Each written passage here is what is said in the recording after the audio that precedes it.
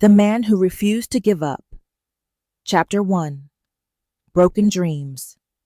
Jay walked through the noisy streets of Mumbai with a tired heart and an empty wallet. His backpack hung from one shoulder, and his shoes were worn out from months of job hunting. Just a year ago, he had left his small village with a dream to make something of himself in the big city. He believed he would find a good job, earn money, and help his family live a better life. But reality had been different.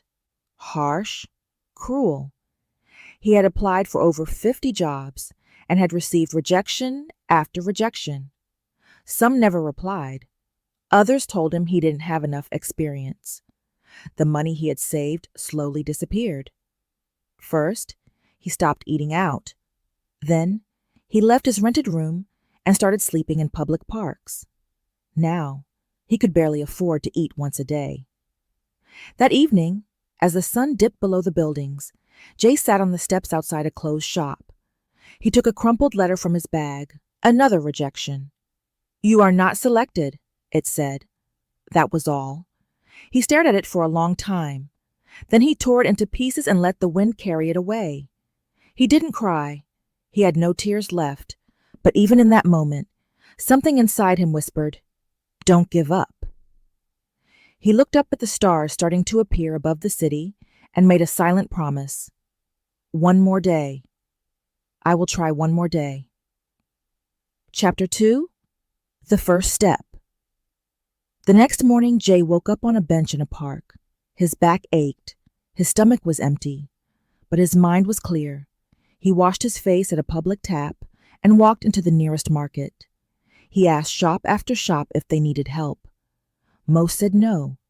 Some didn't even answer. Finally, an old man running a tea stall looked at him carefully. "Can you wash cups?" he asked. Jay nodded. "Yes, sir. I can do anything. Work starts at 6 in the morning. 10 rupees an hour. You eat after work, okay?" Jay smiled for the first time in days. "Okay, thank you." He worked all day, cleaning dishes, sweeping the ground, delivering tea to nearby offices. The work was hard, but it felt good. At the end of the day, the old man handed him 60 rupees and a plate of rice. "Come tomorrow," he said. Jay bowed deeply. "Yes, sir. I will be here." That night, Jay didn't sleep on the street. He used some of his money to rent a spot in a shared room with other workers. It wasn't much, but it had a roof and a fan. For the first time in months, Jay slept with hope. Chapter 3. Climbing Slowly. Days turned into weeks. Jay worked every morning at the tea stall. In the afternoons, he visited the public library. He read books on business, motivation, English language, and anything else he could find. He started keeping a notebook. Every day, he learned 5 new English words.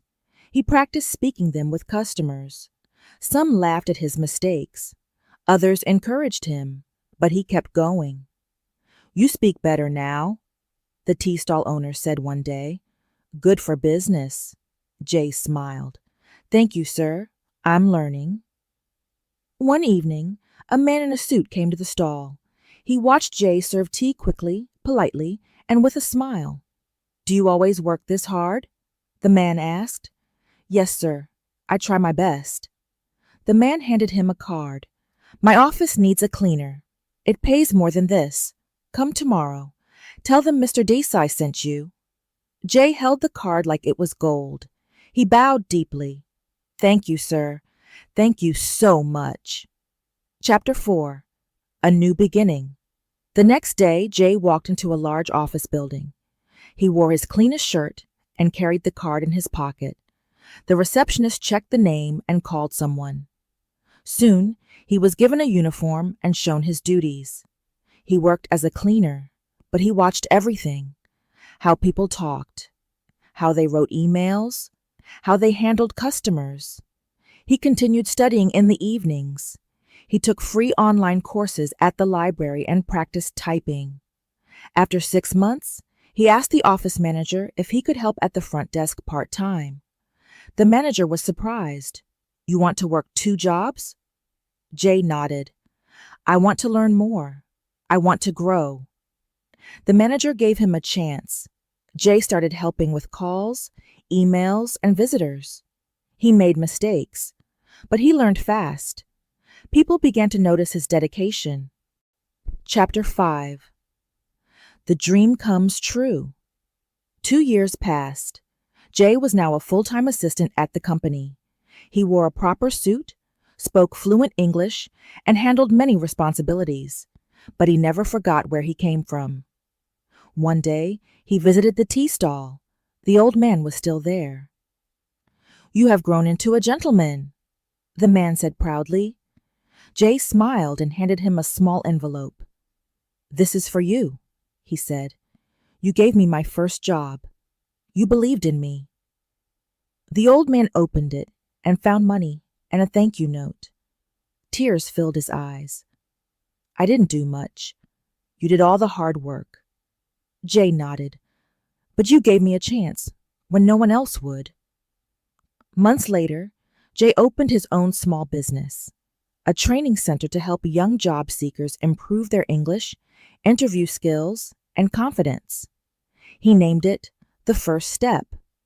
He stood in front of the first group of students and said, You don't need to be rich.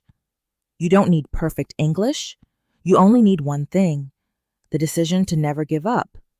One step at a time, you can build your dream. I did, and so can you.